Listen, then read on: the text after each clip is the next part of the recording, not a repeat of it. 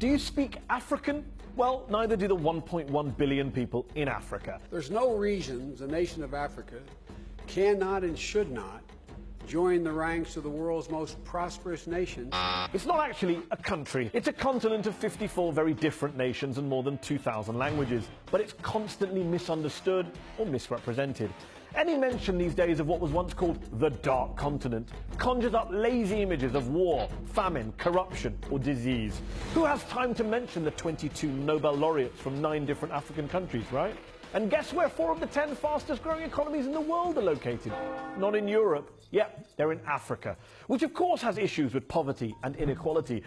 But let's not forget that 1 in 3 Africans is middle class, and the continent is one of the fastest growing markets in the world for mobile phones. And guess which one of these 2 places is in Africa? Wrong. But all this growth comes from foreign aid, right? That's where most of the money comes from, surely. From Western handouts. Nope, not true.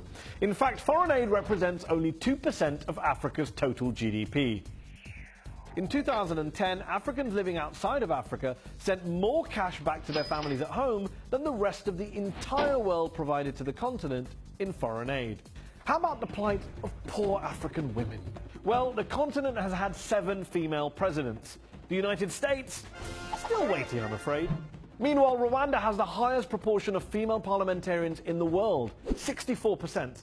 Over in the UK Parliament, it's a record 29%.